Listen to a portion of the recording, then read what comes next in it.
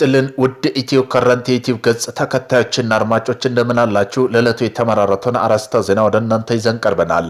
ትልቁ የጦር መርከብ ቀይ ባህር ገባ። በኒውክሌር ኃይል የምትሰራው ከ75 በላይ የጦር አውሮፕላኖች የመሸከም አቅም ያለው የአሜሪካ ዩኤስ ጀራልድ አር ፎርድ የሚባለው የስዊዝ ካናልን አቋርጦ ቀይ ባህር ገብተዋል። ይህ በአሜሪካ በሁለት አቅጣጫ ግዙፍ የጦር መርከብ እንድታሰማራ አስችሏታል። አንደኛው ጀራልድ አር ፎርድ የሚባለው በቀይ ባህር በኩል አዲስ የጥቃት መስመር ከፍታለች። አብርሃም ሊንከን ከአረብ ባህር በኩል ከደቡብና ምስራቅ ጥቃት እያደረሰ ትገኛለች። የሀገሪቱ መከላከያ ሚኒስተር ፔት ሄክሰን መዋጋት ገና መጀመር ሲሉ ዝግጅታቸውን ገልጸዋል። የፐርሺያዎቹ ሀገር ኢራን አሜሪካና እስራኤል ከፍተኛ ዋጋ እያስከፈለች ትገኛለች። ሀገሪቱ ኢምራት በሚገኘው አሜሪካ ፓትሪዮት አየር መከላከያ ላይ በፈጸሙ ሚሳኤል ጥቃት ዘመናዊ አሜሪካ አየር መከላከያ ከነባትሪው አውድማለች። አሁን ላይ የሚተኮሱ የኢራን ሚሳኤሎች የታለመላቸውን ኢላማ መምታት ንጽጽራቸው ከፍተኛ ሁኔታ እያደገ ይገኛል። በመካከለኛው ምስራቅ ያለው ከፍተኛ አሜሪካ ራዳሮችና ድክመት ትንቢያ የሳተላይት መረጃ መሰብሰቢያዎች እንዲሁም የሚሳኤል ጥቃቶች ገና ከመወንጨፋቸው ዴስቲክ የሚያደርግ የተራቀቁ መሳሪያዎች በኢራን ሚሳኤልና የድሮን ጥቃት እየወደሙ በመሆኑ ኢራን የመምታት አቅሟን አሳድጎላታል። ከፍተኛ ውድመት እያደረሰችም ትገኛለች። ኢራን አሜሪካና እስራኤልን የምታስከፍለው ዋጋ በከፍተኛ ሁኔታ እየጨመረ ሲሆን አሜሪካ ዕለታዊ ጦር ወጪም ከ2 ቢሊዮን ዶላር መረሱን ትራምፕ ሌሎች ሀገራትን እገዛ እየጠየቁ ይገኛሉ። ይህ በእንዲህ እንዳለ አረብ ሀገራት ያላቸውን አየር መከላከያ እያለቀ መሆኑን ከፍተኛ ስጋት ፈጥሮባቸዋል። ጦርነቱ መጀመሪያ ላይ ድል የተቀናጁ ሳይሆን የጸኑ የሚያሸንፉበት ፍልሚያ ነው ተብሏል። ሳውዲ አረቢያ በፋርስ ባህር ሰላጤ አካባቢ የሚገኙ ነዳጅ ማከማቻዎች ከፍተኛ ፍጥነት በመሙላታቸው ምክንያት ነዳጅ ወደ ሌላ አቅጣጫ ለማዞር ከፍተኛ ሩጫ ላይ እንደምትገኝ ብሉምበርግ ዘግቧል። አካባቢው ባለው ጦርነት ምክንያት ነዳጅ ጫኝ መርከቦች በሰላም ተንቀሳቅሰው ነዳጅ ዓለም ገበያ ማድረስ አልቻሉም። በዚህ ምክንያት የሚመረተው ነዳጅ የሚሄድበት አጥቶ ማከማቻ ሞልቷል። ሳውዲ አረቢያ ነዳጁን በቀይ ባህር በኩል ወደሚገኙ ሌላ ወደቦች ለምሳሌ ያቡ ለማዘዋር እየሞከረች ነው። በዚህ ዘገባ ላይ እንደተጠቀሰው በመካከለኛው ምስራቅ ባለው ጦርነት ሳቢያ አሜሪካ ነዳጅ ዋጋ ከ2024 በኋላ ከፍተኛ ቁጥር ደረጃ ላይ ደርሰዋል። ጦርነቱ ከወታደራዊ ግጭት ባለፈ ሳውዲ አረቢያ ነዳጇን ለዓለም አቀፋዊ ማቅረብ እንዳትችል የሎጂስቲክ የመጓጓዣ እክል እየፈጠረባት መሆኑን ብሉምበርግ በዘገባው አመላክተዋል። ኢራን 500 ሚሊዮን ዶላር የሚገመት የአሜሪካ ራዳር ሲስተም ከጥቅም ውጭ አደረገች ተብለዋል። ታህድ የተባለ የራዳር ሲስተም የጆርዳን ይገኝ እንደነበር ተገልጾ ኢራን ይህን የራዳር ሲስተም ለማጥቃት ሰው አልባ አውሮፕላን ወይም ድሮን ተጠቅማለች ተብሏል። በሌላ በኩል የኢራን ፕሬዝዳንት መሱድ ፔሽኪያን ጎረቤት ሀገር ይቅርታ ጠይቀው ጥቃቱ የተፈጸመው አለመግባባት በመፈጠሩ እንደሆነ አብራርተው ኢራን ካሁን በኋላ በጎረቤት ሀገራት ላይ የምታደርገው ጥቃት እንደሌለ ተናግረው፣ በሌላ በኩል አሜሪካው ፕሬዝዳንት ዶናልድ ትራምፕ ኢራን እጅ ካልሰጠች ጦርነቱ እንደማይቆም ገልጸዋል።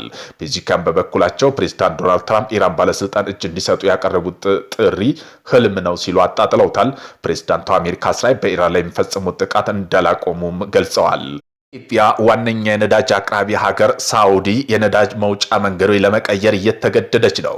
የሳውዲ ነዳጅ ወደ ቀይ ባህር ዳርቻ ሊመጣ ነው። በፋርስ ባህር ሰላጤ አካባቢ ባለው ጦርነት ስጋት ሳቢያ የነዳጅ ጫኝ መርከቦች እንቅስቃሴ በመስተጓጎሉ ሳውዲ አረቢያ ምርቷን ወደ ቀይ ባህር ወደቦች ለማዞር ጥረት እያደረገ መሆኑን ተዘግቧል። መደበኛ የነዳጅ ማጓጓዣ መስመሮች በመዘጋታቸው በፋርስ ባህር ሰላጤ የሚገኘው ማከማቻ ለከፍተኛ መሞላት ተጋልጧል። ሳውዲ ይህን ችግር ለመቅረፍ ነዳጁ ወደ ቀይ ባህር ዳርቻ የያቡን ወደብ ለማዞር ከፍተኛ ርብርብ ትገኛለች። በመካከለኛው ምስራቅ ያለው ግጭት በፈጠረው የሎጂስቲክ እክል ሳቢያ አሜሪካ የነዳጅ ዋጋ ከ2024 በኋላ ከፍተኛ ደረጃ ላይ መድረሱ ተነግረዋል። የአሜሪካው ፕሬዝዳንት ዶናልድ ትራምፕ እኛ ካልመረጥነው ጦርነቱ አይቆምም አሉ። የኢራኑ ቀጣይ መሪ የሚመረጥበት እኛ ይሁንታ ሲያገኝ ብቻ ነው። ከኛ ይሁንታ ሳያገኝ የተመረጠ መሪ አይቆይም። በየ10 ዓመቱ ወደ ኋላ መመለስ እንደሌለብን ማረጋገጥ እንፈልጋለን ሲሉ ተናግረዋል። የኢራን የማታለያ ስልት ታወቀ። ኢራን ከአሜሪካና እስራኤል ጋር በገባችበት ከፍተኛ ወታደራዊ ውስጥ ዘመናዊ የጦር መሳሪያ ከጥቃት ለመከላከል የምትጠቀምበት ማታለያ ጥበብ ዲሴፕሽን የዓለም አቀፍ መገናኛ ብዙሃን መነጋገሪያ ሆኗል።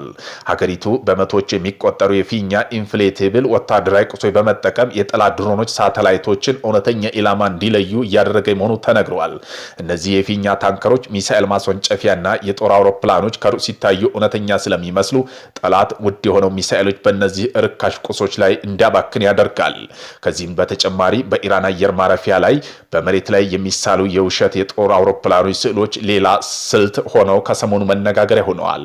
ይህ የጠላት ኃይለኛ ባዶ መሬት ላይ ጥቃት እንዲሰነዝር በማድረግ እውነተኛ የጦር አቅም ሳይነካ እንዲቆይ ያስችላል።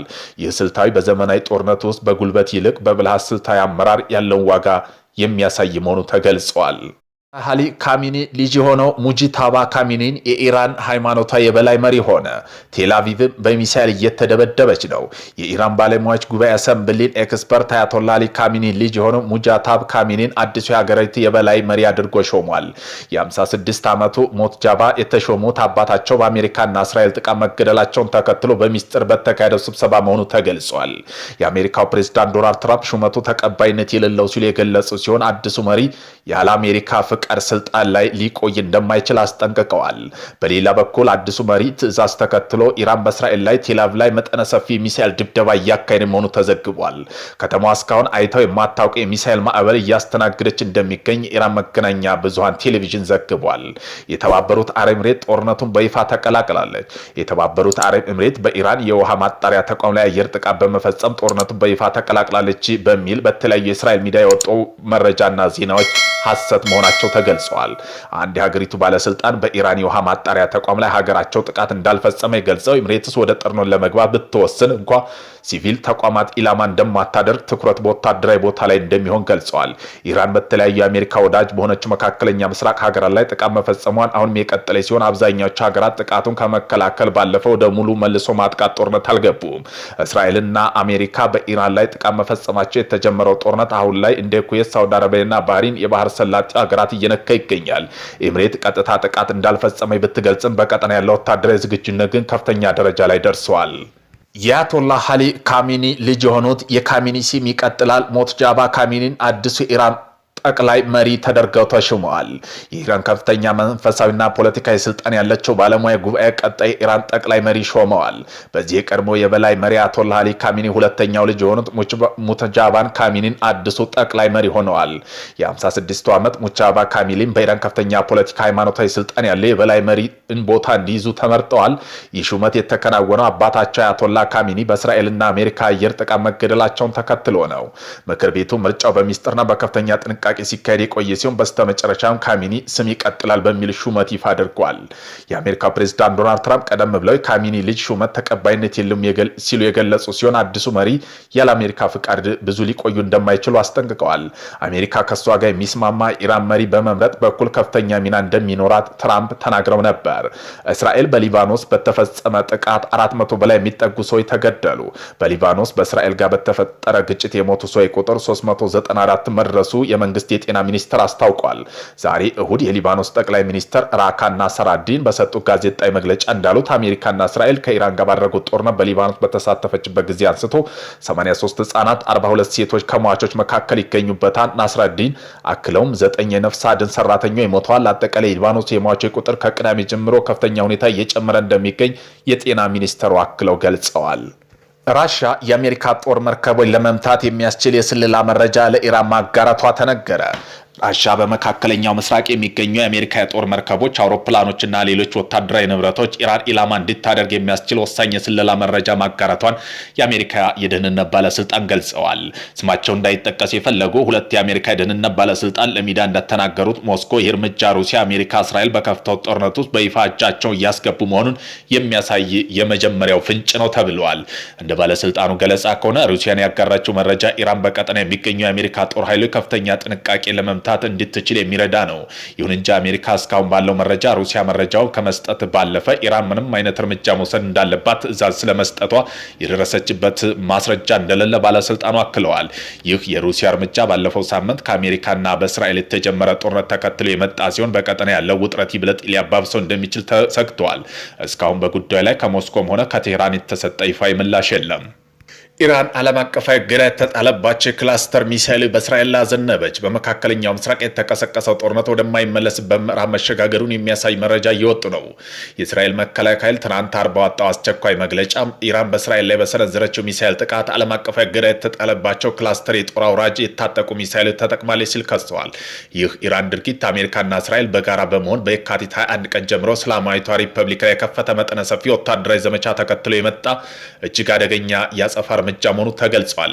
እንደ እስራኤል ወታደራዊ ባለስልጣን ገለጻ ኢራን የተጠቀመቻቸው እነዚህ ሚሳይሎች አየር ላይ ያሉ በመፈዳት በመቶ የሚቆጠሩ ጥቃቅን ቦምቦች ላይ በሰፊ ቦታ የሚረጩ መሆናቸው ሲቪል መኖሪያ ቤት፣ ወታደራዊ ተቋማት ላይ ከፍተኛ ሰብአዊ ቁስ ጥፋት የማድረስ አቅም አላቸው።